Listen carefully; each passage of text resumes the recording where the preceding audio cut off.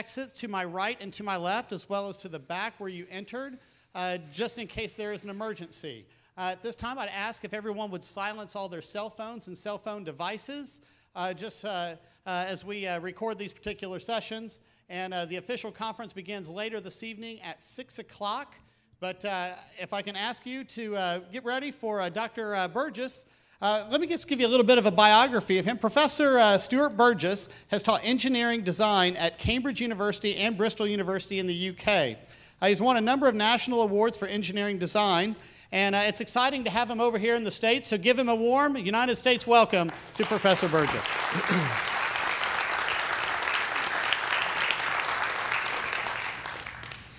Thank you for your welcome. This talk is about why biblical creation is good science. Sometimes you hear in the media that biblical creation is anti-science or bad science, but I'm going to explain why it is actually good science. Now, in this talk, I'm going to have an introduction to the origins debate, and I'm going to say something about my own experience of design, and then I'm going to have a whole list of reasons why biblical creation is good science, and then there's going to be some brief conclusions. So first of all, an introduction to the origins debate. I just wanted to start by telling you something about my own experience of design. I have been a lead designer of rockets and spacecraft, a very fun career, but very difficult, because I have first-hand experience of the immense challenges of design. To give you an example of that, I designed the 14-meter solar array for the ENVISAT satellite. ENVISAT is the world's largest civilian satellite, costing about $2 billion. And it was very hard to design that solar array. It's the largest ever solar array for that kind of satellite. In fact, the satellite is so big, it would hardly fit in this hall. And what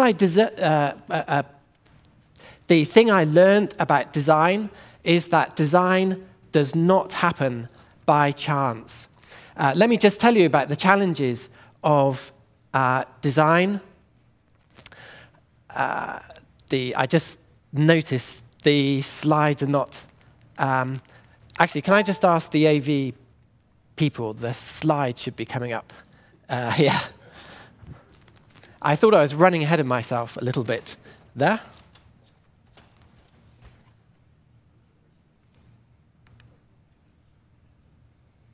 Shall I just start again? See if it clicks. No, it's not. It's still not clicking.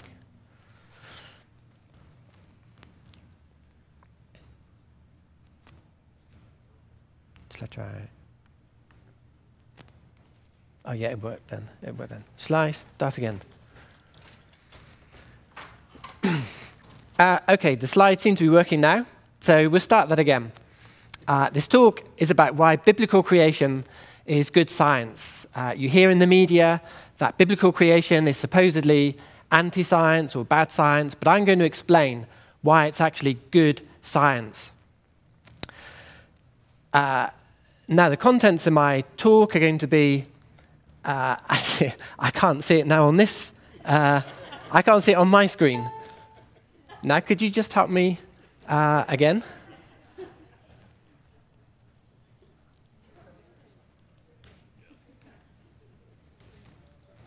I do apologize. I can't see it on this screen. No.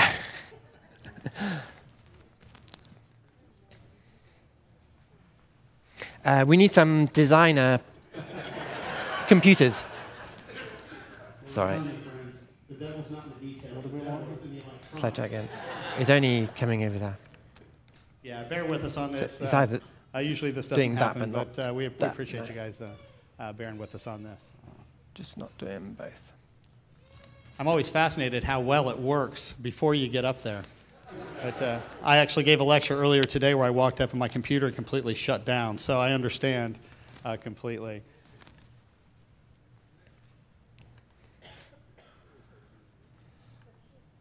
Yeah, Houston, we have a problem, right? See, he's talking about rockets.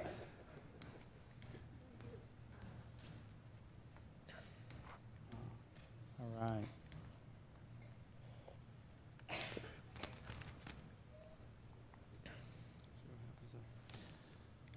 They're both working. Will that work? Yeah. Okay. Thank you for that. I think we now have everything in sync. So we'll just try that again.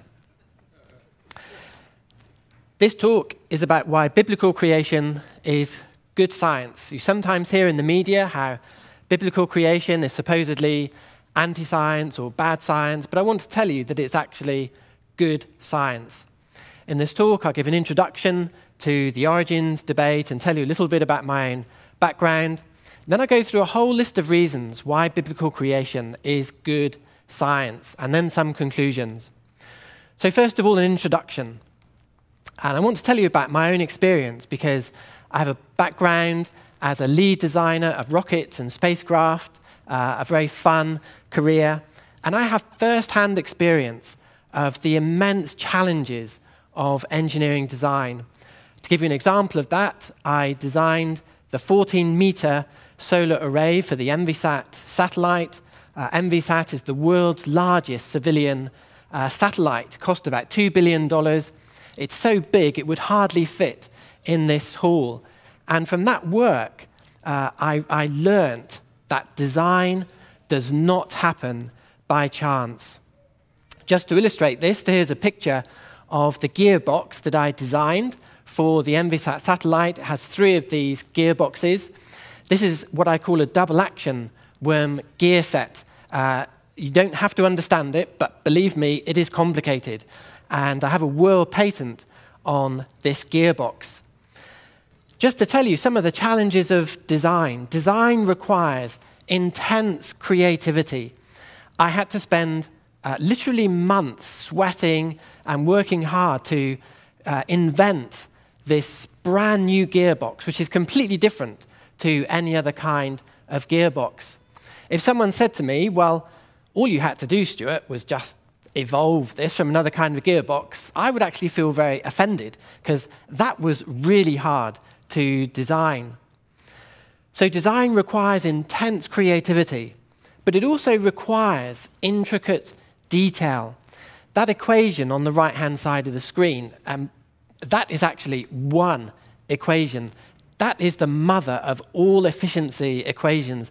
That took me months of sweat to develop that equation, but I had to do that to make sure that I designed the gearbox to exact requirements for the spacecraft.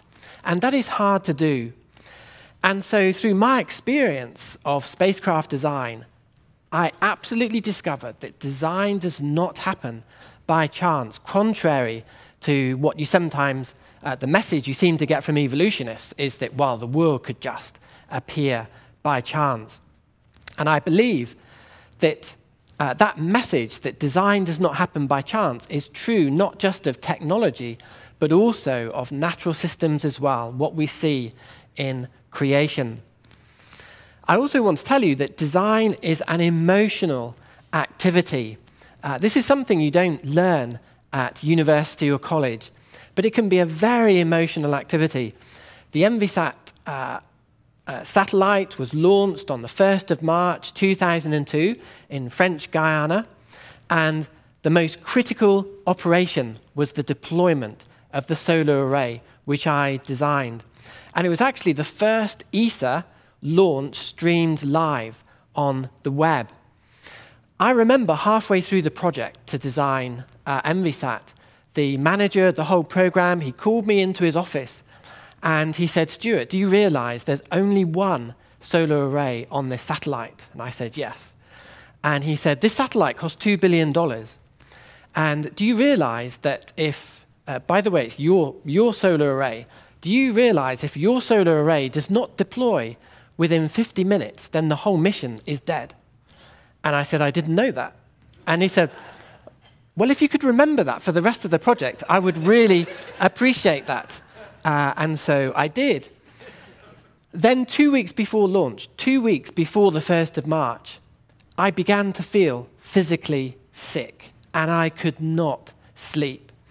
Again, it's one of those things they don't teach you at college and university, but it suddenly dawned on me that my solar array, if it did not work, the national press would be knocking on my door. So it was a very emotional activity.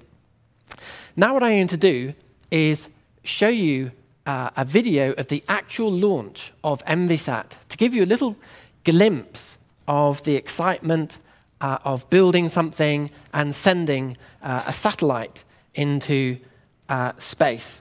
So with this IT system, I'm now going to... There we are. And if I'm clever with my mouse... Oh, here we are. OK, I'm going to play this video. There's a couple of things, a few things I'll mention first. First of all, you'll see the countdown. You'll hear the countdown in French. In Europe, the French insist the countdown sounds best when said in French. So you'll hear that. What I want you to notice is the emotion of the ground staff. Notice how they look nervous as ENVISAT goes up into space. Then look at the relief when ENVISAT is actually launched into orbit. This is a real video of the launch. Some of the footage is simulation, but it's based on real data. And I can tell you, I was in tears as I watched ENVISAT go up into space. I really did not know if it was going to work. So this is just going to be a couple of minutes, this video of ENVISAT being launched. Reality. 10, 9, 8, 7, 6, 5, 4, 3, 2, 1, top. Allumage du Vulcain.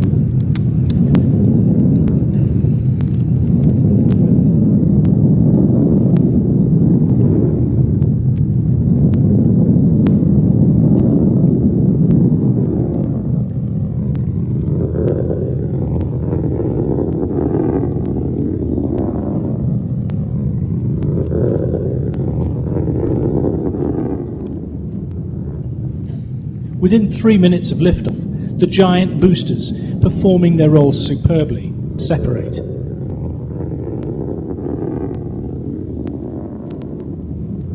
Within the next minute, the fairing protecting the satellite from atmospheric friction is jettisoned.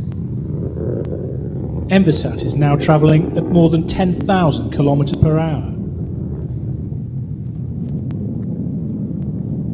Within 10 minutes of liftoff, the cryogenic main stage separation and the minutes that follow herald the most exciting moments of the launch vehicle's mission. 27 minutes from launch, and with separation from the upper stage a complete success, 1 hour into the launch, an ENVISAT solar array, the powerhouse of its operational capability, is deployed. And with So here you can see the solar array being deployed. It's slightly speeded up. It happens much slower than that. But look at the reaction of the ground crew when everything is deployed.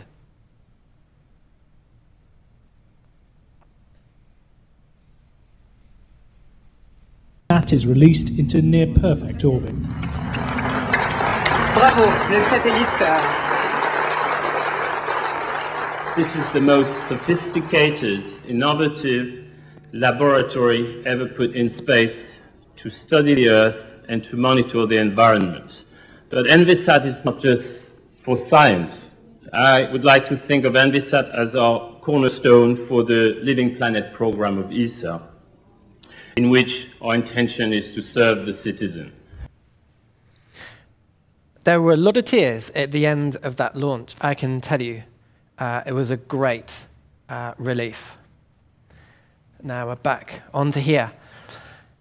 Sometimes I hear evolutionists saying, evolution is very easy, the world can just evolve. But I often think, if only they tried to design an engineering system and saw the immense challenges of design, I'm sure they would not be so glib with their statements. By the way, one of the reasons ENVISAT is called ENVISAT is that it's an environmental satellite, but that's not actually the main reason it's called that. The main reason is that it is bigger than every American civilian satellite, and NASA were very envious, so we called it ENVISAT. I want to also tell you something about my scientific experience. I spent some years working at Cambridge University, and I was a fellow of Selwyn College. Being a fellow is very, very important because it meant that I was able to walk on the grass, on the greens. There are lots of greens at Cambridge. The students can't and the public can't, but I could walk on the greens. That meant I could literally walk in the footsteps of great scientists like Newton and Calvin, Maxwell and Fleming. And it was a great inspiration to be at the same university as those great scientists. Not only that, it was very inspiring to know that they were biblical creationists. They believed in the book of Genesis and in a creator. In fact, you could say Cambridge is a creationist university. Why do I say it's the top university in the world? It has the most graduate Nobel Prize winners in the whole world. I think at the moment is 61. More than any American university. Harvard has 48, I think, so 13 behind. It was a great experience being at Cambridge. Not only that, but I've also worked in the United States at a great university, Liberty University in Virginia. I was sponsored by the Royal Academy of Engineering to gain experience of working in the United States. And it was interesting working here, seeing the growing influence of the atheistic worldview, even in this great Christian country. But now I want to focus more on the origins debate. And it is so important to see that the debate is a battle of worldviews. Unfortunately, you don't hear this when you hear Dawkins and Nye, because they claim falsely that evolution is science and biblical creation is anti-science. And that is false. It is so important to realize that evolution is not science. It is a worldview. And biblical creation is not anti-science. It's just a different worldview. Unfortunately, the media often don't understand this, and they don't realize that evolution is a belief system. And so here's an example of an Australian website. Thankfully, not all Australians make this mistake. But in this Australian website, notice how it says, creationism versus science. This was a website about the Ham-Nye debate. And notice how it says, the scientist Bill Nye against the creationist Ken Ham. It's trying to give the impression that biblical creation is not science. And that is false, because the origins debate is a battle of world views. This is such an important point that I have these quotations here to show that evolution is an atheistic worldview. Here's a quote from Sir Ambrose Fleming, a very famous scientist from Cambridge University. If you studied physics at high school, you may well have learned about Fleming's left-hand rule to do with electric motors and the flow of current. But Ambrose Fleming said this: evolution is essentially atheistic and an attempt to dispense with the very idea of God. You see, it's an atheistic worldview. Just one other quote about this from Professor Alan Linton, a very distinguished biologist in the United Kingdom. He said this: evolution is a man-made theory to explain the origin and continuation of life without reference to a creator. You see, it's not a scientific theory based on evidence. It's a man-made theory, an atheistic worldview. And there is an irony here, because creationists are so often accused of having a hidden agenda. Have you heard that in the press? Creationists have this hidden religious agenda. The truth is, it's the atheists that have a hidden rule out God agenda. And they're often very good at hiding that agenda. So it's ironic that they accuse Christians of that. So the origins debate is a battle of two world views. It's a biblical worldview, science including God, versus an atheistic worldview, science excluding God. It's not faith versus science. It's a biblical worldview versus an atheistic worldview. And the origins debate, it's a battle within science. There are biblical scientists, Newton, Maxwell, Kelvin, Faraday, the great scientists, versus the evolutionary scientists, Darwin, Dawkins, Dennett, and Nye.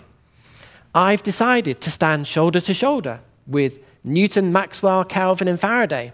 And if you believe in biblical creation, you stand shoulder to shoulder with the greatest scientists that have ever lived. If you believe in an evolutionary worldview, then you stand shoulder to shoulder with Darwin, Dawkins, Dennett, and Nye. So you have to decide which scientist you are siding with. It's not, shall I side with science? It is, which scientist do you want to side with? So that's just an introduction to the origins debate. Now I want to go through a whole list of reasons why biblical creation is good science. The first reason is that good science acknowledges when there is a worldview or belief system. That is so fundamental to good science. Biblical creation is good science because it fully acknowledges a belief system involving faith in the Bible. It's very difficult to hide that. If you believe in biblical creation, you can't hide that it's a biblical worldview. And scientists like Newton and Faraday, they fully acknowledge their faith in a creator. But evolution is poor science because it does not acknowledge that belief system involving faith in atheism.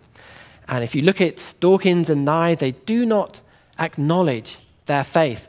If you saw the Ham-Nye debate, Bill Nye did not acknowledge his faith in evolution.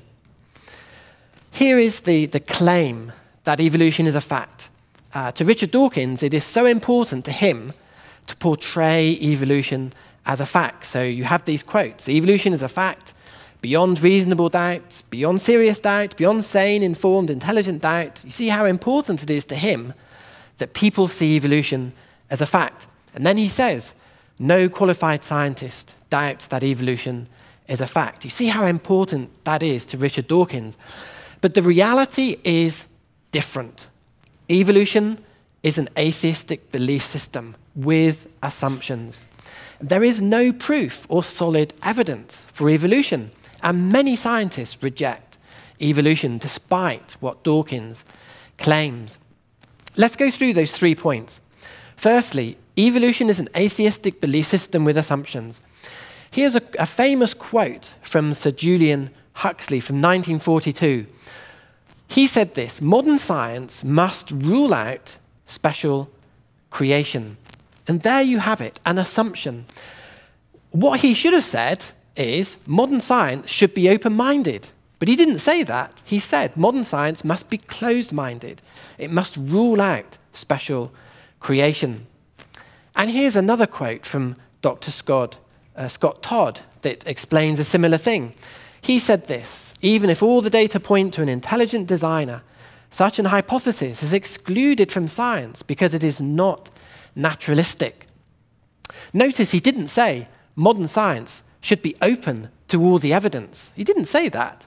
He said we've got to ignore evidence for a creator. And so here you see proof that evolution is a worldview with its own assumptions or presuppositions. So here you can see so clearly evolution has a rule-out God agenda, and it is therefore a world view. But secondly, there is no proof or solid evidence for evolution. You may have heard of Richard Dawkins' book, The Greatest Show on Earth. When this came out in 2009, there was great excitement amongst atheists, because if you look at the bottom of that book, it has this subtitle, The Evidence for Evolution. Now, Richard Dawkins, all his previous books had not a shred of evidence for evolution, so people were very excited when this book came out. At long last, we might have some evidence for evolution. If you open that book up, you open the book, and this is one of the things you read. We have no evidence about what the first step in making life was. When my youngest son read that, he said, "Daddy, there seems to be a contradiction between the subtitle of the book and the contents of the book. Shouldn't we be asking for our money back for this book?" If I was an atheist, I would feel very deflated it reading that, having read the subtitle of the book. So evolution is clearly not a scientific fact. It has no proof or solid evidence. And thirdly, many scientists reject the theory of evolution, including some of the greatest scientists that have ever lived. You know, Dawkins says no qualified scientist rejects evolution. James Clerk Maxwell was an incredible scientist. He was the father of modern physics. And he said this: no theory of evolution can be formed to account for the similarity of molecules. He rejected evolution. And Lord Kelvin, the father of thermodynamics, another very famous, great scientist, he said this: scientific thought is compelled to accept the idea of creative power. He rejected the theory of evolution. And there are thousands of modern-day scientists who reject the theory of evolution. So you see, evolution is a worldview. It is a belief system. So biblical creation is good science. It acknowledges its worldview. But secondly, good science does not force one worldview on students or the public. And biblical creation is good science because Christian schools always present different worldviews. I visited Christian schools around the world, and I've never been to a Christian school that forces just one worldview. They always present the evolutionary worldview for the students to consider. But evolution, in contrast, is bad science because evolutionists seek to teach evolution as the only worldview. To give you an example of this, from the United Kingdom, there has been atheistic lobbying, very aggressive lobbying to have evolution taught to very young children. At present, evolution is taught from age 11 in the United Kingdom, but atheist lobby groups are trying to push that back to age 5. Creation scientists have tried to counter lobby. Just to give you one example of the news media, a national newspaper, the Daily Telegraph, they described this conflict and battle. Here we have a picture of Richard Dawkins, the pin-up boy for atheists. They described me as a pin-up boy for creationists. I've never been described as a pin-up boy before. I'm sure I'm better looking than Richard Dawkins. But there is this debate that's been going on in the UK. But I have some news, some sad news. We lost that battle. This September, in 2014, evolution is to be taught to 5 to 11-year-olds in the United Kingdom. And I've extracted this from the just-released national curriculum. In state schools, the young children have to learn this. They have to identify how animals and plants are adapted to suit their environment in different ways, and that adaptation may lead to evolution. Note how adaptation is confused with evolution. Adaptation is not evolution or evidence for evolution. So these young children are going to be taught a very confused, false message from the age of 5. But another reason for explaining this to you is I wanted to explain the role of the British Humanist Association in this change. This was a very recent announcement on their website. The British Humanist Association said this: we very much welcome the fact that evolution is to be taught in primary schools. This is a change we have long campaigned for example, through Teach Evolution, Not Creationism. Note how the British Humanist Association campaigned for the change. Many teachers and members of the public are unaware of the atheist roots of many of these changes in the teaching of origins in schools. And I don't know if that's the same in the United States, but it's certainly true in the UK. And many of the leading proponents of evolution are often atheists. In the UK, we have Richard Dawkins, Stephen Jones, Alice Roberts. They all have a special award from the British Humanist Association. They have this Distinguished Supporters of Humanism award.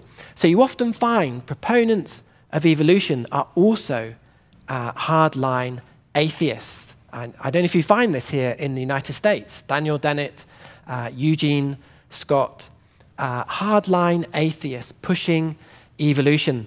And I think there's a message there. There is a connection between evolution and atheism. Evolution is an atheistic worldview. But thirdly, good science does not ban opposition. Biblical creation is good science because Christian schools always present the theory of evolution. But evolution is bad science because evolutionists seek to ban the teaching of biblical creation in schools. And again, I can give you some examples from the United Kingdom.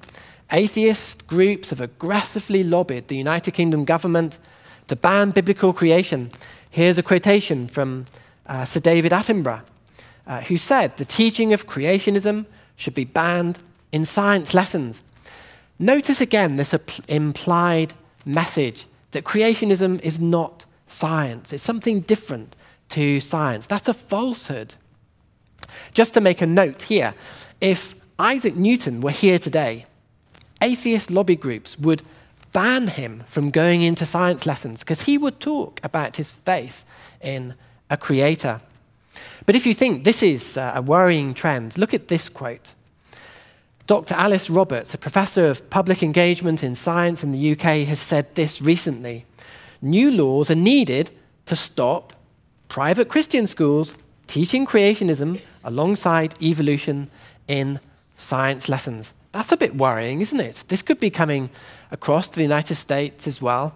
You may as well ban Christian schools if you're going to ban the teaching of Genesis in a Christian school. If Isaac Newton was here today, the atheist lobby groups would want to ban him from Christian schools talking about his faith in a creator. I go back to Ambrose Fleming, that great creationist scientist at Cambridge University. He said this: "It is disastrous to the ethical development of the young to lead them to believe that men are descended from monkeys." And I agree with him. If you teach children that they've descended from animals, then surely they're going to be tempted to behave like animals.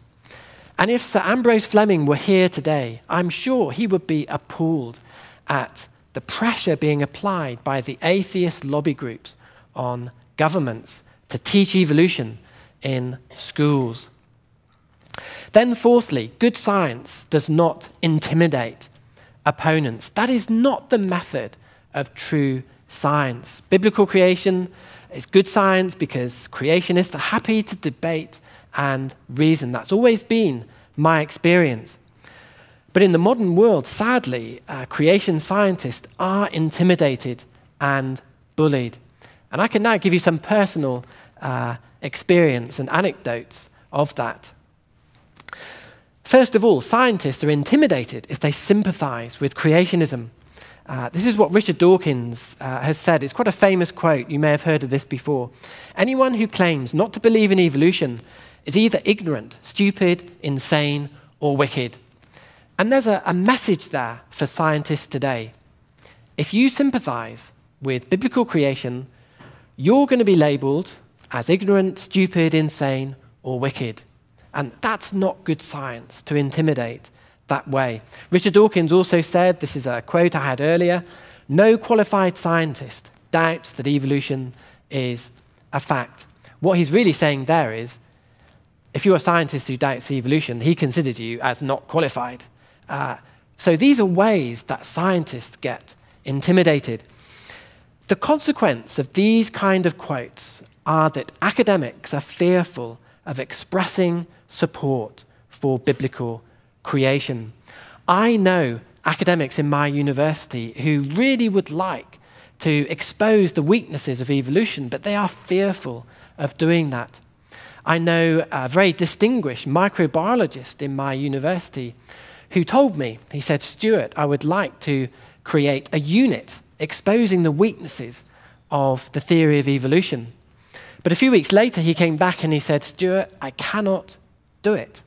If I did that, I would be demoted. I could be sacked. I cannot do that. I have to keep quiet." So academics are fearful of their position.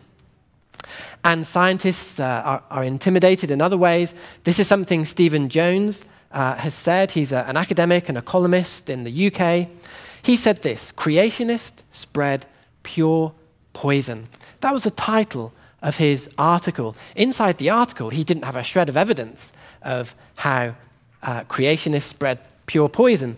But there's an irony here, because surely that title is spreading pure poison. So there is this irony. The very things that creationists are accused of, sometimes the very thing the atheist is guilty of. This is some recent news from the United Kingdom. 2 head teachers were demoted for allowing creationism to be taught in their schools. What happened was there was a United States-based creationist church came to the primary schools. If it comes to the United States, it's even worse. And so the head teachers allowed these creationists to come into the school, and they gave some literature out with some criticisms of the theory of evolution. And because those books were let into the school, the head teachers were demoted.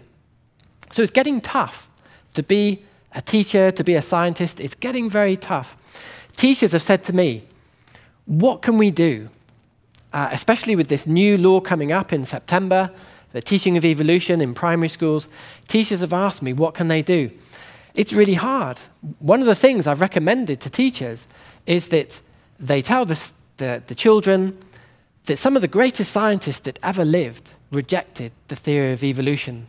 Scientists like James Clerk Maxwell and Lord Kelvin and Sir Ambrose Fleming, and that many scientists today reject the theory of evolution.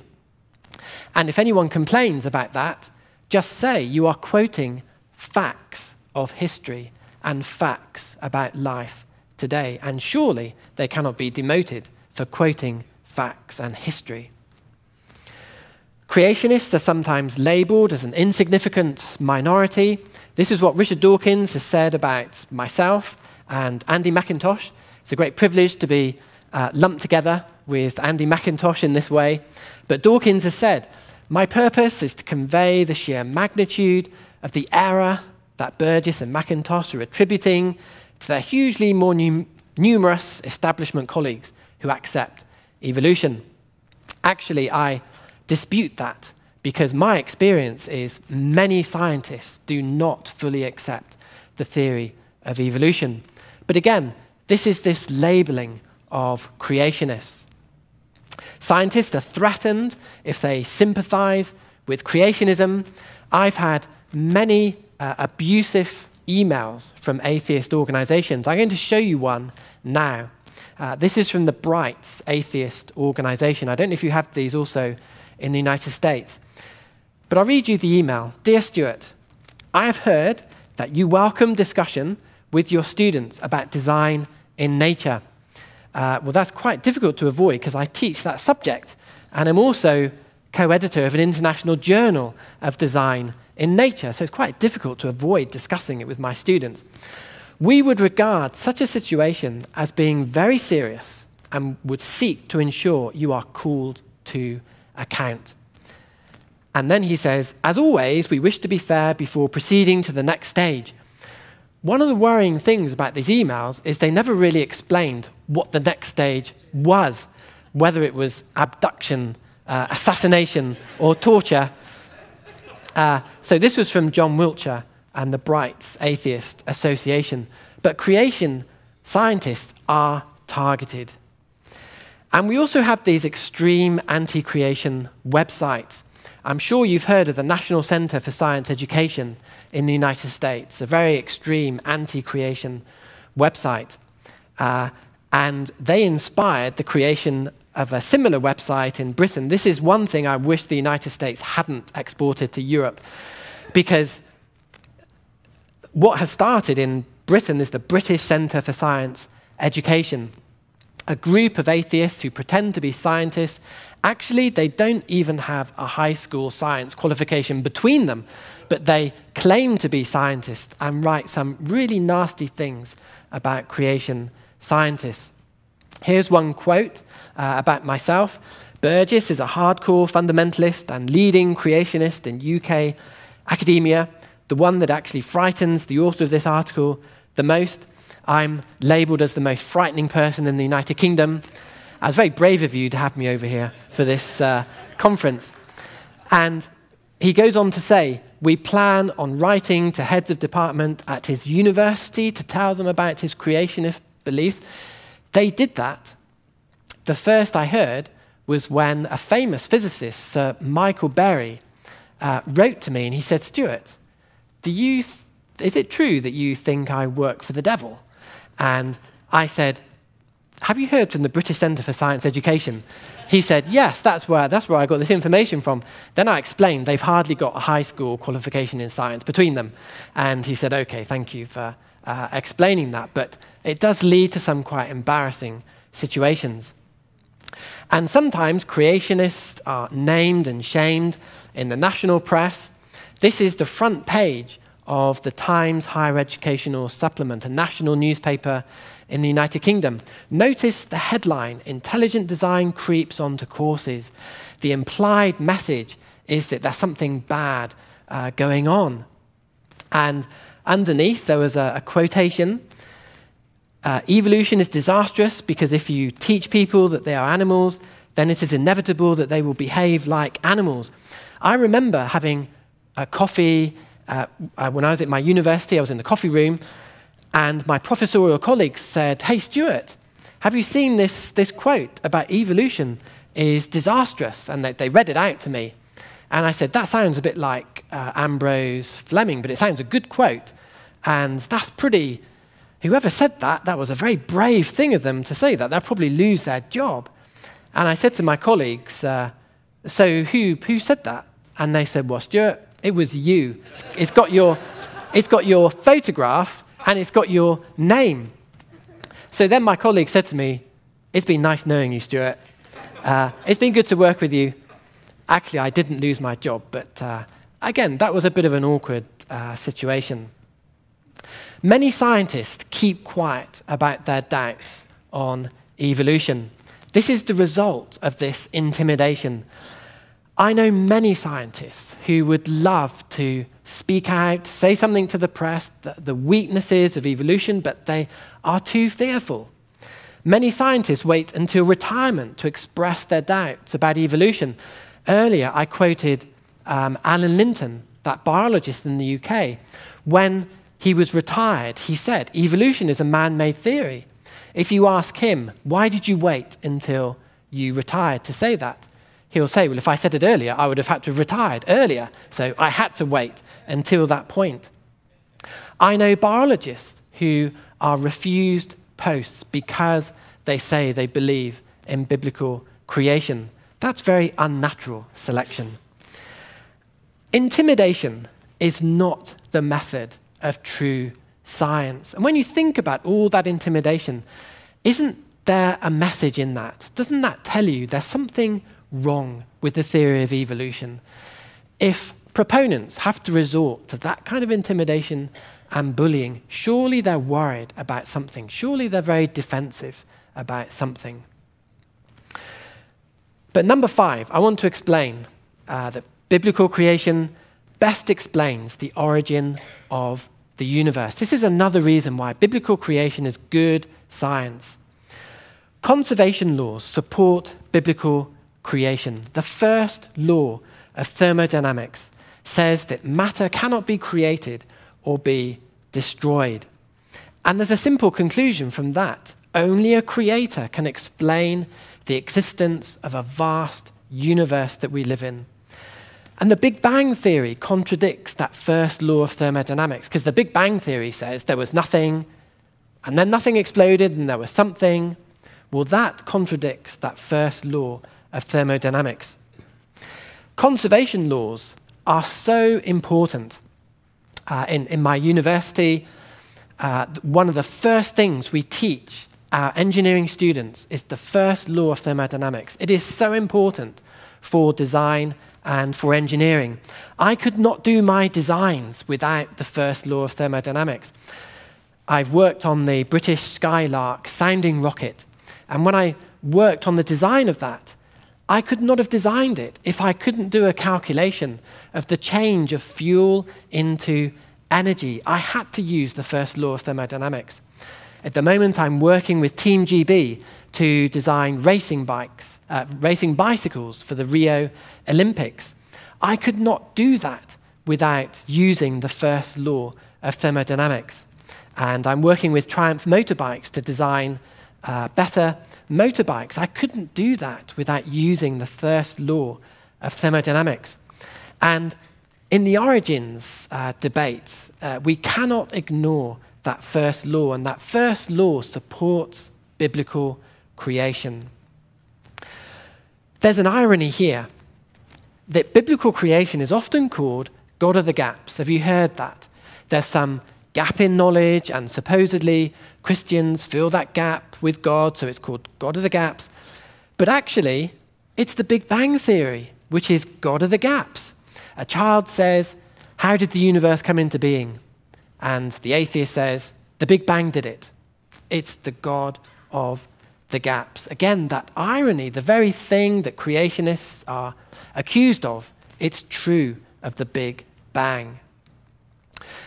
So now I want to explain that biblical creation best explains the origin of life, the very origin of life itself.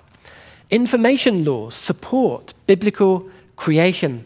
Self-replicating life requires vast information for that life to be replicated. I'm sure you've seen this kind of picture of a cell showing the amazing complexity of all the different parts of a cell. And a huge amount of information is required to specify the production of that cell.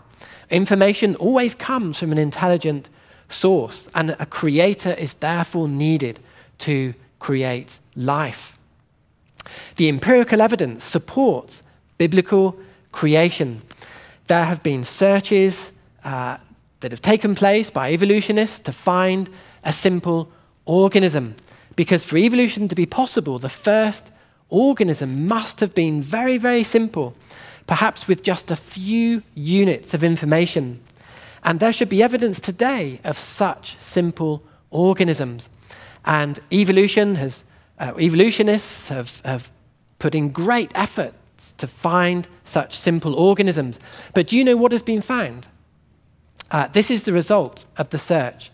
The simplest organism has 580,000 base pairs of information. That's a lot more than 5 or 6. And that discovery has been devastating for the theory of evolution. That is empirical evidence directly against the theory of evolution. Secondly, laboratory experiments have failed to produce life in the lab. There have been millions of attempts to create life in the labs, to see if life can come out of some chemical soup. And again, that's devastating evidence against evolution. Ironically, biblical creationists are accused of not having empirical evidence. Well, this is great empirical evidence for biblical creation. Abiogenesis, this idea that life could come out of a chemical soup, it involves blind faith. This is what Richard Dawkins said. This is amplifying on an earlier quote. We have no evidence about what the first step in making life was, but we do know the kind of step it must have been. It must have been whatever it took to get natural selection started by some process as yet unknown. So just to interpret that, he hasn't got a clue how life started, how life could have come from a chemical soup. That is blind faith. If you want a definition of blind faith, that is blind faith.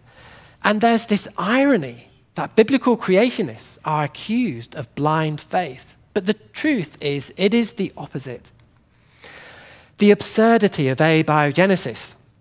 That's a very strong statement, so I won't say it myself. I'll let Lord Kelvin say it, one of the greatest scientists that ever lived. He said this: was there anything so absurd as to believe that a number of atoms, by falling together of their own accord, could make a microbe? And if Kelvin was here today, he would say, wow, life is so complicated. How absurd it is to think that life could just come together by itself. Biblical creation is sometimes called pseudoscience, but surely abiogenesis is pseudoscience. How can a teacher be demoted for questioning evolution when evolution cannot even explain how life could start? I once had a conversation with a non-Christian microbiologist at my university.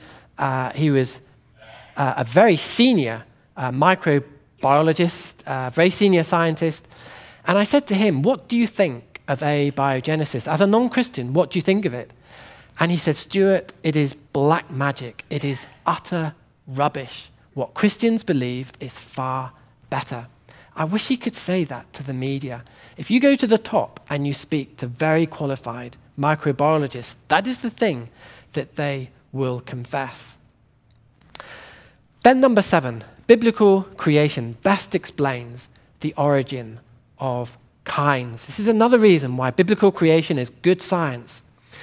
The laws of genetics support biblical creation because adaptation, things like color change or size change, it does not lead to evolution. It doesn't lead to new kinds of creature. Adaptation is simply shuffling of existing genes. Adaptation or speciation involves no new information. So if you look at Darwin's finches, yes, they adapt by having a change in size of beak or a more pointed beak or a sharp beak, but that is adaptation. That is not evolution. Biology books often quote this as an example of evolution, but it is not evolution. The peppered moth, the change in proportion of dark moths and light moths, that is not evolution. That is adaptation. Resistant bacteria, that is not evolution. That, again, is adaptation. I have 5 children. 2 of them have blue eyes, 3 of them have brown eyes. That doesn't mean they're beginning to evolve into different kinds of human beings. They may not be as frightening as me, but they're not changing into any other kind of creature. Adaptation is not evolution. I can give an illustration from engineering here. A range of cars is like adaptation. I work with Jaguar cars in the UK, and they have a wonderful range of cars, different sizes, different types, different colors. But that's just to suit different needs. Those cars are not evolving into another kind of technology like aeroplanes. They're still cars. So adaptation is not evolution. But the laws of genetics with respect to gene mutations also support biblical creation. Gene mutations produce only a loss of genetic information. And there are no examples of gene mutations creating novel structures.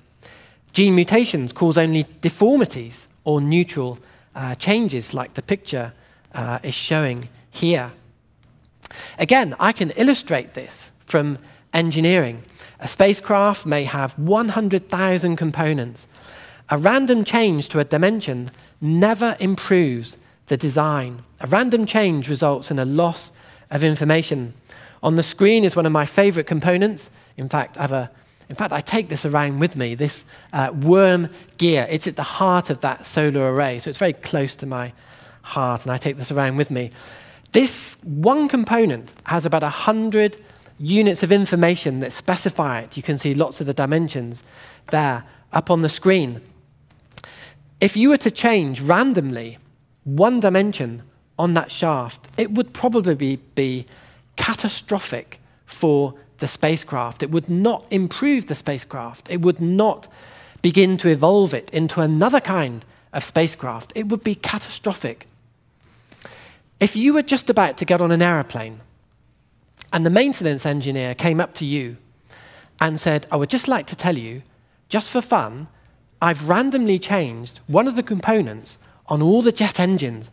I have not got a clue what effect it's going to have, but I just did it for fun. Would you still get on that aeroplane? Would Bill Nye get on that aeroplane? Would Richard Dawkins get on that aeroplane? What would their faith in evolution be like? Random changes don't improve designs. Then there is positive evidence for creation. I've worked for many years on the human knee joint, and I've written books and papers explaining how it is an irreducible knee joint. It cannot evolve step by step.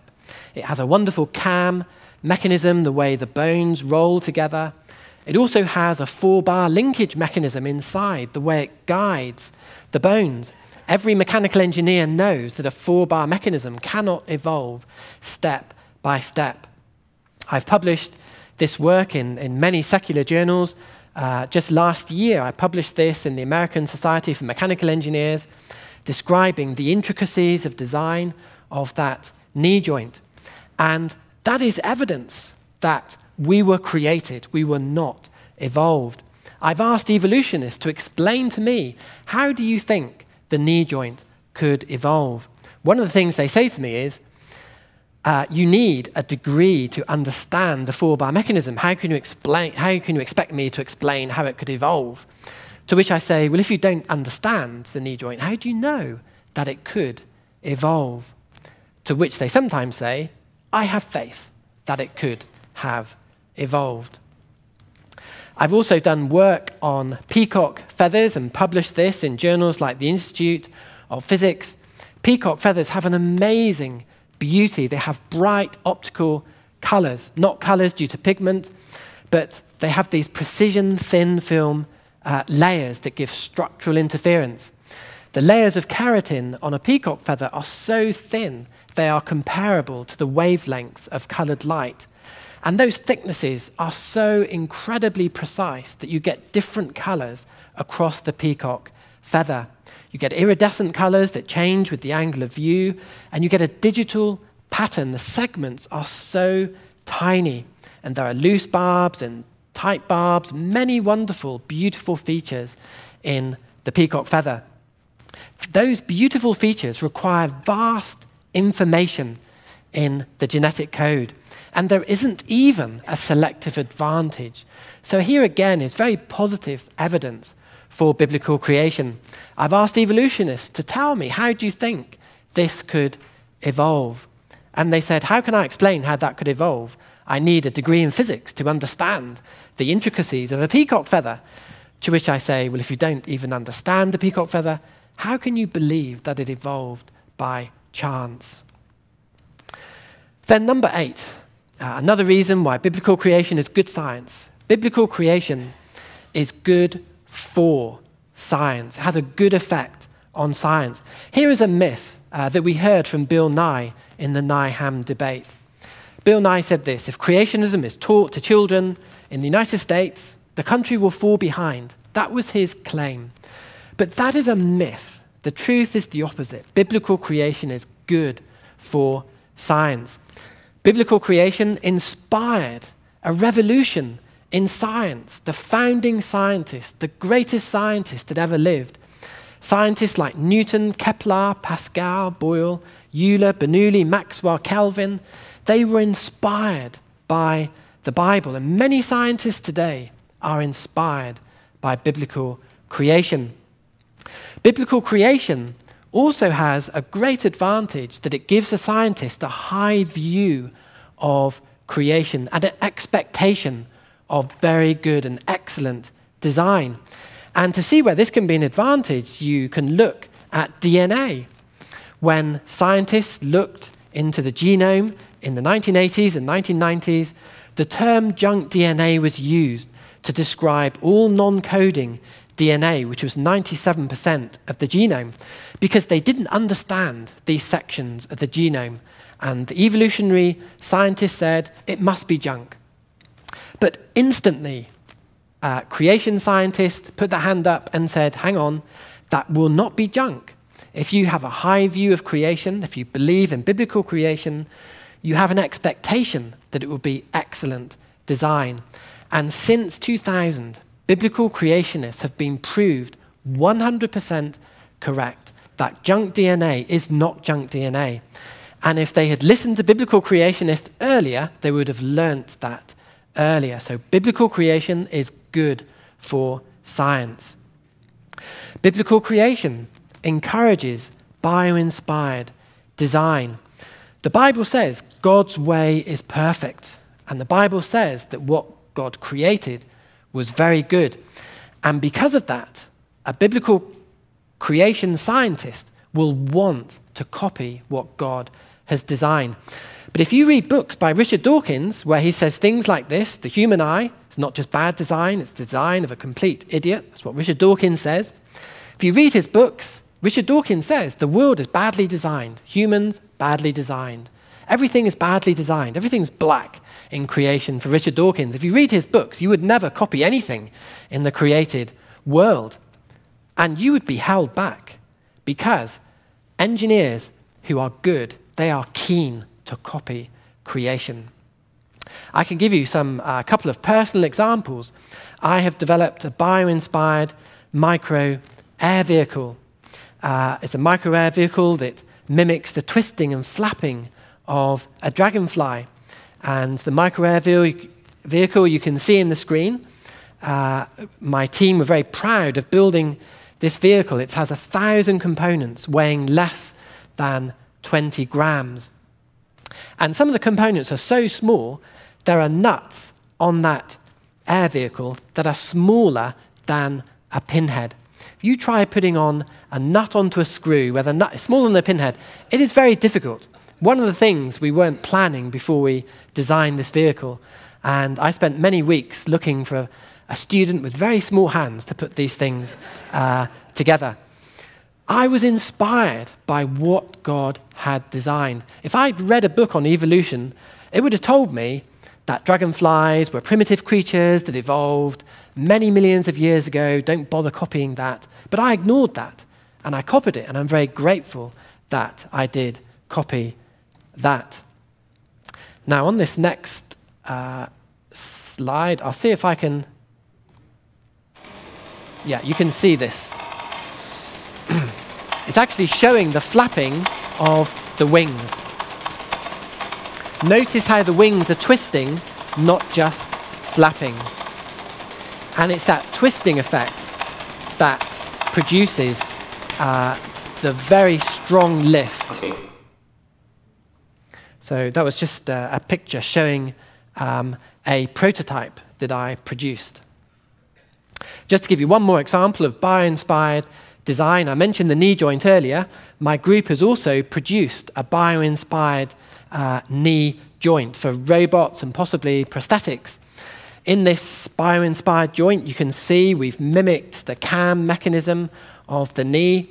We also have a 4-bar mechanism on the outside, both sides of the knee.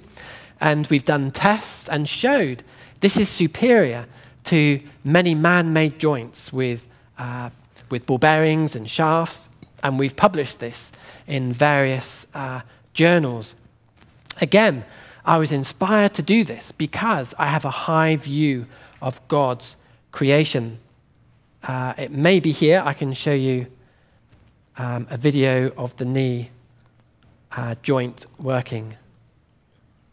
So here you're going to see the joint working there. You can see the 4-bar mechanism going forwards and backwards. So if any of you have a dodgy knee, you could see me afterwards. I can kit you out with one of these.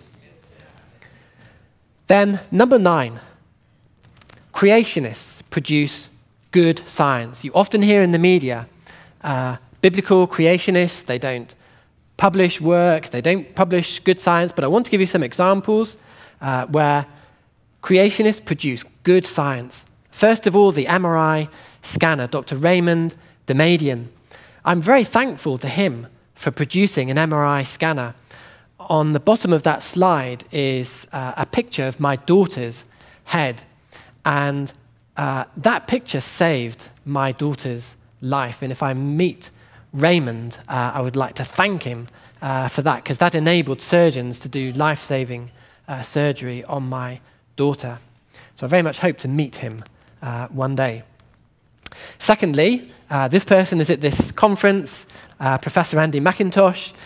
He's the inventor of the pulse spray injector system, inspired from the Bombardier Beetle. And it's an amazing system and could have many applications for fuel injection and medical sprays. And he won a very senior award in the United Kingdom, the Times Higher Education Technology Award in 2010. Just to mention some of my own scientific publications, I'm an academic, so I don't mind showing off a bit. I have 130 scientific papers on design science, very relevant to the origins debate. Everything I have seen in the science of design supports biblical creation. I have more than 40 papers on design in biological systems, directly relevant for the origins debate. I'm a co-editor of the International Journal of Design in Nature, obviously very relevant to the origins debate. I have 7 patented machine devices, and I've won 5 national awards. Just to show you a couple of photos, there's a picture here of myself being presented by the Mollins Design Prize by the Right Honourable Peter Morrison MP, a senior government minister. And you can see I'm looking at a scroll in front of me. The reason I was looking at that, it's got a big check in it, and I was wondering how big it was. Just to show you one more picture, I received the Turner's Gold Medal from the Vice-Chancellor of City University for my work on spacecraft. But here's a counter question, because I've just explained that biblical creationists produce good science. Are atheist scientists qualified in the science of design? Because there are some particular atheists who claim to be experts in the science of design. Here's another quote from Richard Dawkins. Notice what he says. A decent designer would never have perpetuated anything of the shambles, that is, the crisscrossing maze of arteries, veins, intestines, wads of fat, and muscle. He's referring there to the human body. He disputes the verse, I am fearfully and wonderfully made. He says that verse is wrong. He says the human body is a shambles of design. Richard Dawkins is putting himself forward as an expert in design. He claims to be an expert. But many of the atheist scientists who claim to be qualified in design are just not qualified. Many of them, if they took my first year design course, would fail it, and by a big margin.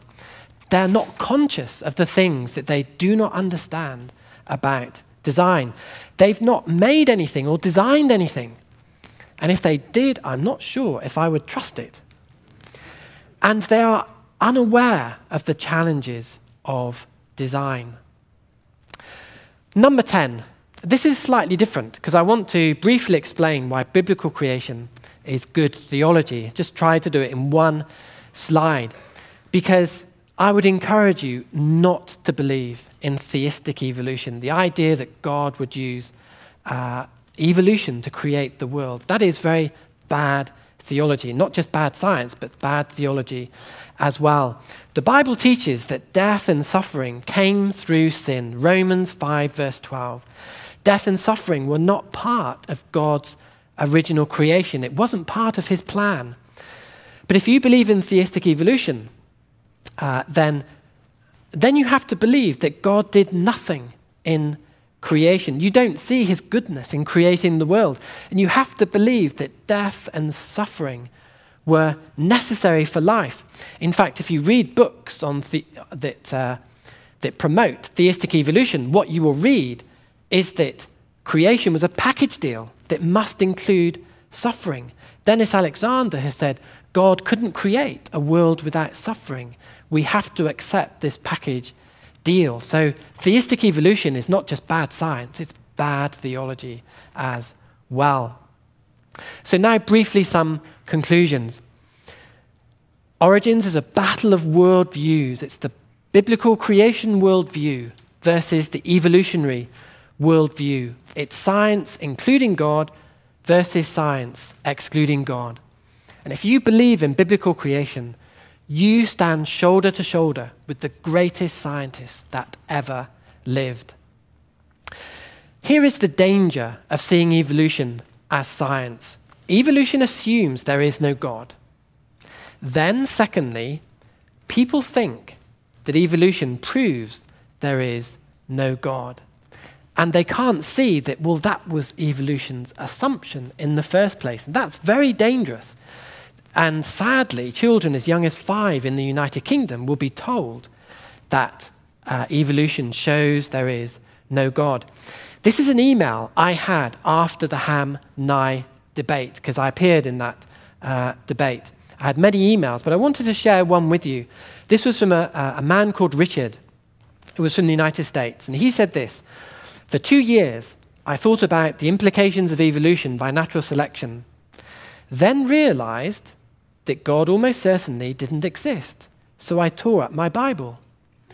But I wrote back to Richard and I said, hang on, Richard, evolution assumes there is no God in the first place. It hasn't proven there is no God. And I hope that he can see that and he sees the weaknesses in the theory of evolution. Why is biblical creation good science? Well, God's word explains my talk just in one sentence. The fool has said in his heart, there is no God. That's what it boils down to.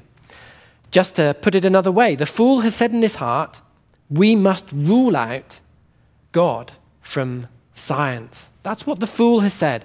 The fool has said, with evolution, all things are possible. That's their faith. But the truth is, all things are not possible with evolution. Only with God are all things possible. And this is why the creation ministry is so vital today. And Answers in Genesis do an outstanding job of showing that evolution is a worldview, of presenting excellent evidence for biblical creation. They deserve your full support. But I've got one more point to make. I've written a book called Hallmarks of Design, and the message of my book is, should science rule out God? And science should not rule out God. When I wrote my book, someone said to me, why don't you send a copy of this to Prince Charles, the future king of Great Britain? And I said, I could send it, but I'm not going to get a response. But I did send it to Prince Charles, and I had a letter back. And Prince Charles said this: thank you so much for sending me a copy of your book, Hallmarks of Design. I'm going to use a quote from my Wreath lectures in a few weeks' time. Thank you so much for sending me a copy of your book, Hallmarks of Design. I'm going to use a quote from this for my Wreath lectures in a few weeks' time. Those Wreath lectures were broadcast to 90 million people. And I was desperate to know what would be his quote. What's his quote going to be? How is he going to summarize the book, this future king of England? And this is what he said: why should modern science rule out special creation? And when I heard that, I thought, there is a God. And I said to my friend and colleague, David DeWitt, I think Prince Charles was very brave to do that. David DeWitt said to me, actually, he's not that brave. He cannot be demoted or sacked.